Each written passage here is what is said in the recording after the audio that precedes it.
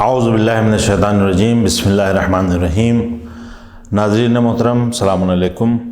ایک بار پھر دروس کا یہ سلسلہ جو اب تک آپ کے درمیان چل رہا ہے، اسے ایک بار پھر میں اسی دروس کے حوالے سے آپ کی خدمت میں حاضر ہوں۔ اب تک حجاب کے حوالے سے کچھ گفتگو ہوئی اور حجاب کی کئی قسمیں بیان کی گئیں۔ یہ چونکہ آخری قسط ہے، لہذا بہت زیادہ تفصیل کی گنجائش نہیں ہے، اور اب تک آپ لوگوں نے کافی ساتھ دیا، اور جو لوگ جس حوالے سے بھی درس میں اب تک ہم لوگوں کے ساتھ رہے، خداوند عالم ان کی توفیقات میں اضافہ فرمائے اور انہیں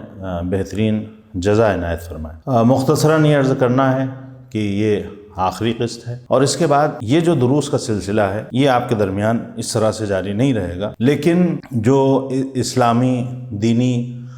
معلوماتی ویڈیوز ہیں وہ شیعہ عزاداری کے توسط سے آپ کی خدمت میں پیش کیے جاتے رہیں گے، اور ہمارے اور آپ کے درمیان ایک رابطہ جو ہے وہ انشاءاللہ آگے بھی برقرار رہے گا۔ حجاب کے حوالے سے اب تک جو گفتگو ہوئی اس میں حجاب کے حوالے سے بدن کا حجاب، نگاہوں کا حجاب، اور حجاب یا نقاب جو ہے اس کا رنگ کیا ہونا چاہیے وغیرہ، یہ سب گفتگو تھی۔ اس کے علاوہ بھی کافی تفصیلی گفتگو اور بھی ہو سکتی ہے، لیکن دامن وقت میں گنجائش نہیں ہے۔ آج صرف دو چیزیں آپ کی خدمت میں عرض کرنا ہے، ایک یہ کہ حجاب جو گفتگو میں ہمارا حجاب ہے وہ کیسا ہونا چاہیے، اس کے لیے کیا کہا گیا ہے، شریعت نے کیا کہا ہے، اور ایک حجاب جو ہے ہمارا جو طور طریقہ ہے، چلنے پھرنے کا جو انداز ہے، اس میں کس طرح سے حجاب ہونا چاہیے۔ تو پہلی چیز جو حجاب ہماری گفتگو میں کیا ہو، کیسے ہو، اس کے بارے میں اگر آپ دیکھیں تو قرآن مجید میں ارشاد ہوتا ہے کہ سورہ احزاب کی 32ویں آیت میں فَلَا تَخْضَعْنَ بِالْقَوْلِ فَيَطْمَعَ الَّذِي فِي قَلْبِهِ مَرَضٌ وَقُلْنَا قَوْلًا مَعْرُوفًا۔ یعنی یہ کہا جا رہا ہے کہ جب غیر مردوں سے گفتگو کی جائے تو کلام میں خضوع نہیں ہونا چاہیے، یعنی بہت ہی نرم انداز میں گفتگو نہ کی جائے۔ اگر ایسا کیا جائے گا تو جو دل بیمار ہیں ان کے اندر لالچ پیدا ہو جائے گی، لہٰذا بہت ہی شائستہ انداز میں، جو بہت ہی معروف طریقہ ہے، اس انداز میں، شائستہ انداز میں گفتگو کی جائے۔ بہت تفصیل میں نہیں جانا ہے، لیکن اس کی وضاحت تھوڑی سی ہے اور جو کلیئر ہے، سمجھ میں بھی آتی ہے کہ جب گفتگو کرنا ہے تو ایک بار گفتگو کا انداز یہ ہے کہ اپنی بات جو سامنے والے تک پہنچانا ہے، اس انداز میں گفتگو کی جائے کہ اپنی بات کو سامنے والے تک پہنچا دیا جائے۔ ایک یہ ہے کہ اس گفتگو کرنے میں اتنا دلاویز انداز اپنایا جائے، اتنی نرمی ہو، اتنے ناز و ادا سے گفتگو کی جائے کہ بات کہنے کے ساتھ ساتھ اس طرح سے ناز اور نرمی اور ادا کے ساتھ گفتگو کی جائے کہ سامنے والا اس سے متاثر ہو۔ تو اس کے بارے میں علامہ طبائی کہتے ہیں کہ جو یہاں پہ خضوع کہا گیا ہے، تو خضوع سے مراد وہی گفتگو ہے جو بہت ہی ناز سے کی جائے گفتگو، یعنی یہاں پہ جو کہا جا رہا ہے کہ ایسی گفتگو نہ کریں، تو اس کا مطلب یہ ہے کہ اس ناز سے، اس ادا سے، اس انداز سے گفتگو نہ کی جائے، بلکہ صرف اپنی جو اپنا پیغام پہنچانا ہے، جو اپنی بات کہنا ہے، اسے پہنچا دیا جائے۔ ورنہ جن لوگوں کے دل بیمار ہیں، تو یہاں پہ علامہ طبائی نے کہا دل بیمار ہونے سے مراد یہ ہے کہ جن کے ایمان کمزور ہیں، جن کے ایمان کمزور ہیں، وہ اس نرمی اور اس انداز کی طرف راغب ہوں گے، اور نتیجہ یہ ہوگا کہ ان کے دل میں شیطانی وسوسے جو ہے پیدا ہو جائیں گے، اور وہ گفتگو جس سے ہو رہی اس کی طرف انہیں رغبت ہو جائے گی، لہٰذا ایسے انداز میں گفتگو نہ کی جائے۔ وہ ایک چیز جو ہم لوگوں کے لیے کلیئر ہے، جو سیرت اہل بیت میں بھی واضح ہے، اور جو مراجع کرام کے فتاوے سے بھی واضح ہے، کہ نامحرم عورت کی بات کو صرف سننا، کلام کو، یہ جائز ہے، اس کے لیے منع نہیں کیا گیا۔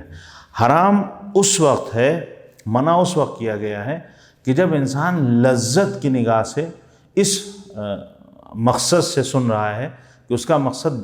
بات کو سننا نہیں بلکہ وہ لذت کے لیے سن رہا ہے۔ تو جہاں پہ مقصد بدل جاتا ہے، جہاں لذت حاصل کرنا مقصد ہو، وہاں ایسی گفتگو کو نہیں سننا چاہیے، ورنہ عام حالات میں گفتگو کا سننا کسی کام کے تحت، کسی بھی مقصد کے تحت، کسی اور جائز مقصد کے تحت جائز ہے، اس کے لیے منع نہیں کیا گیا ہے۔ اب اس کے بعد ایک اور حجاب ہے، بہت تفصیل میں نہیں جانا ہے، کہ حجاب جو ہمارا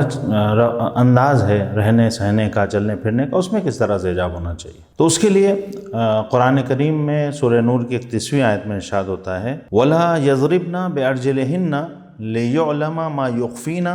مِن زِينَتِهِنَّ، کہ جو مومن عورتیں ہیں ان سے کہہ دیجئے کہ اپنے پیروں کو اس طرح سے زمین پہ نہ ماریں کہ جو ان کی چھپی ہوئی زینت ہے، یعنی وہ جو پیروں میں پازیب وغیرہ پہنے ہوئے ہیں وہ آشکار۔ یعنی کہنے کا مطلب یہ ہے کہ اگر کوئی عورت پورے حجاب میں ہے لیکن اس کی چال ڈھال ایسی ہے کہ جس کی وجہ سے لوگ اس کی طرف متوجہ ہو رہے ہیں، تو اس کے لیے بھی اسلام نے منع کیا ہے کہ یہ انداز، یہاں تک کہ اسلام میں کہا گیا ہے، روایتیں بہت سخت روایتیں ہیں اس حوالے سے کہ اگر کوئی اس لیے خوشبو لگا کے نکلے باہر کہ اس کی اس خوشبو سے جو نامحرم مرد ہیں وہ اس کی طرف متوجہ ہوں، یعنی کوئی ایسی خوشبو، ایسا سینٹ کہ جب وہ نزدیک سے ایسا طرح کہ اس کے قریب سے نکلے تو نامحرم جو مرد ہیں اس کی طرف متوجہ ہو رہے ہیں، تو ایسی خوشبو کو لگانے سے بھی منع کیا گیا ہے۔ یعنی چلنے پھرنے میں انداز ایسا ہونا چاہیے حجاب کے ساتھ ساتھ، ایک تو یہ ہے کہ حجاب ہو اور حجاب کے ساتھ ساتھ انداز ایسا ہو کہ جس کی وجہ سے دوسرے لوگ اس کی طرف متوجہ نہ ہوں۔ یہ نہیں ہے کہ آپ نے حجاب ایسا پہن لیا ہے کہ ایک اس کا اسٹائل ایسی، اس کا انداز ایسا ہے کہ جس کی وجہ سے بہت سے لوگ متوجہ ہو رہے ہیں، یا حجاب پورا صحیح ہے لیکن چلنے پھرنے کا انداز ایسا ہے کہ جس کی وجہ سے لوگ متوجہ ہو رہے ہیں۔ یہاں اس آیت میں کہا گیا کہ ایسا انداز نہ اپنائیں کہ جس سے جو ان کی چھپی ہوئی زینتیں ہیں وہ آشکار، یعنی وہ چیزیں جو چھپی ہوئی ہیں جنہیں چھپے رہنا چاہیے، جن پہ غیر مرد کی نگاہ نہ ہو، جس کی طرف انہیں متوجہ نہیں ہونا چاہیے، ایسا انداز نہیں اپنانا چاہیے کہ جس سے وہ اس کی طرف متوجہ ہوں۔ لہٰذا یہ بھی قرآن میں باقاعدہ حکم دیا گیا ہے، اس کے لیے بھی قرآن نے اہل بیت کی سیرت میں بھی بتایا گیا ہے کہ کس طرح سے گفتگو کا انداز ہونا چاہیے، کس طرح سے چلنے پھرنے کا انداز ہونا چاہیے۔ لہذا ان تمام چیزوں کا ہم کو خیال کرنا چاہیے، اور اس میں بہت سی روایتیں ہیں اور بہت سی تفصیل ہے، علماء نے بہت کچھ لکھا ہے، لیکن دامن وقت میں اتنی گنجائش نہیں ہے کہ اس کو بہت تفصیل سے بیان کیا جا سکے۔ بس اتنا ہمارے ذہن میں رہنا چاہیے کہ اگر ہمارا مکمل حجاب ہے، یعنی بدن ہمارا چھپا ہوا ہے، سب کچھ ہے، لیکن اس کے ساتھ ساتھ اگر ہماری گفتگو کا طریقہ ایسا ہے کہ اس گفتگو کی وجہ سے نامحرم مرد متوجہ ہو رہے ہیں، تو وہ گفتگو کا طریقہ صحیح نہیں ہے۔ اگر حجاب ہمارا صحیح ہے، گفتگو بھی اچھی ہے، لیکن ہمارے جو بازار میں چلنے کا انداز ہے، جو کہیں باہر نکل رہے ہیں غیر مردوں کے درمیان، وہ انداز ایسا ہے کہ وہ چال جو ہے وہ لوگوں کو متوجہ کر رہی ہے، وہ انداز ایسا ہے کہ جس کی وجہ سے لوگ متوجہ ہو رہے ہیں، تو حجاب کے ساتھ ساتھ اپنی رفتار اور اپنی گفتار پر بھی پورا کنٹرول ہونا چاہیے۔ یعنی بدن کا لباس ہے اپنی جگہ، نگاہوں کا حجاب اپنی جگہ ہے، یعنی بدن کا جو حجاب ہے وہ اپنی جگہ ہے، نگاہوں کا حجاب اپنی جگہ ہے، اور اس کے ساتھ ساتھ جو رفتار ہے، جو گفتار ہے، اس کا بھی حجاب ہونا چاہیے اور اس کا بھی خیال رکھنا چاہیے۔ درس کا یہ سلسلہ فی الحال یہیں پہ تمام ہو رہا ہے، اور کوشش کی گئی اپنے اعتبار سے کہ کچھ چیزیں آپ لوگوں کے لیے واضح کی جا سکیں، کلیئر کی جا سکیں، لیکن چونکہ بہت زیادہ دامن وقت میں گنجائش نہیں رہتی ہے، تو بہت سی چیزیں انسان سوچ کے آتا ہے اور وہ بیان نہیں کر پاتا ہے، بہت سی چیزیں بیان کرتے وقت یاد نہیں رہ جاتی ہیں، اور بہت سی چیزیں اس لیے بیان نہیں ہو پاتی کہ وقت میں گنجائش نہیں ہوتی ہے۔ لہٰذا اس کا مطلب یہ نہیں ہے کہ اس پہ ایک مکمل اور سیر حاصل گفتگو ہو گئی۔ اس کے لیے کسی بھی مسئلے میں اگر کوئی ڈاؤٹ ہے، کوئی بات ہے، سوال کرنا ہے، تو خود اس میں سوال کیا جا سکتا ہے، اور نہیں تو جن علماء تک دستیابی ہو، جن علماء تک آپ جن سے سوال کر سکتے ہیں، ان سے اگر کوئی مسئلہ کلیئر نہیں ہے تو سوال کر کے اس مسئلے کو کلیئر کیا جا سکتا ہے۔ ہم لوگوں کا بہرحال مقصد یہ تھا کہ بعض چیزوں کو کسی حد تک آپ لوگوں کے لیے واضح کیا جائے، اور امید ہے انشاءاللہ بہت سی چیزیں ان دروس کے حوالے سے آپ لوگوں کے لیے کسی حد تک واضح ہوئی ہوں گی۔ اور اگر اس سلسلے میں ہم لوگوں کی طرف سے یقیناً کوتاہی ہوتی ہے انداز بیان میں، اور بھی دوسری چیزیں ہیں، تو اگر کوتاہی ہوئی ہے تو اس کے لیے بہرحال ہم لوگ معذرت چاہتے ہیں کہ آپ کا وقت لینے کے بعد بھی اس طرح سے باتوں کو بیان نہیں کیا جا سکا جس طرح سے بیان کرنا چاہیے تھا۔ انشاءاللہ کوشش کی جائے گی کہ آنے والے وقت میں جب بھی اس طرح سے کوئی سلسلہ قائم ہو تو جو بھی مسئلہ بیان کیا جائے اسے اور بہتر انداز میں آپ لوگوں تک پہنچایا جائے، اور مقصد بھی یہی ہے کہ جو معلومات ہیں انہیں آپ تک پہنچایا جائے، خود ہمارے علم میں بھی اضافہ ہو، آپ حضرات کے علم میں بھی اضافہ ہو، اور جس دین کو ہم مان رہے ہیں اس دین کو سمجھنے کے ساتھ ساتھ ہم مانیں۔ اور حجاب کے حوالے سے چونکہ اس وقت بہت زیادہ سوالات اٹھ رہے تھے، لہٰذا اپنے لوگوں کو کم سے کم اتنا پتہ ہونا چاہیے کہ حجاب کی اہمیت کیا ہے، قرآن نے حجاب کے لیے کہا کیا ہے،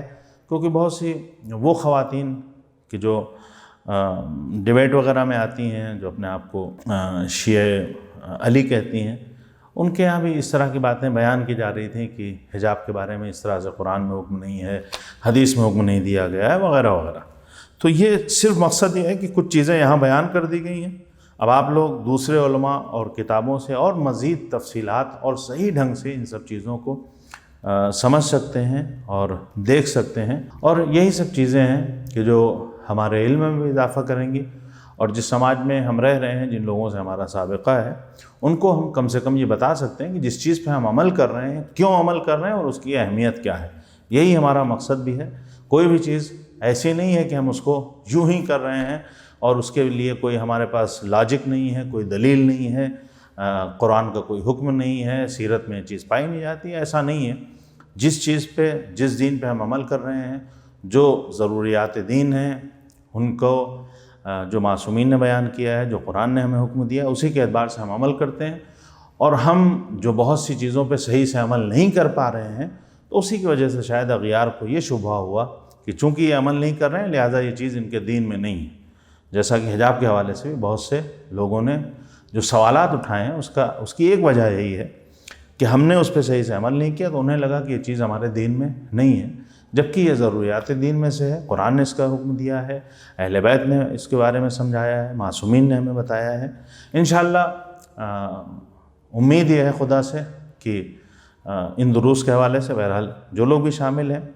جو بھی انسان پڑھتا ہے اس کے علم میں اضافہ ہوتا ہے، اور جو لوگوں نے ان دروس کو سنا ہے ان کو بھی اپنے بہت سے سوالوں کے جواب انشاءاللہ مل گئے ہوں گے۔ خداوند عالم کی بارگاہ میں ہم سب آپ حضرات کے لیے دعا گو ہیں، اور آپ حضرات سے بھی گزارش ہے کہ آپ ہم لوگوں کے لیے دعا کیجئے کہ ہم لوگ بھی جو اپنے نیک مقاصد ہیں اس میں ہم آپ سبھی کامیاب اور کامران رہیں۔ وآخر دعوانا ان الحمدللہ رب العالمین۔ شیعہ عزاداری، پیغام اہل بیت کو پہنچانے کا راستہ۔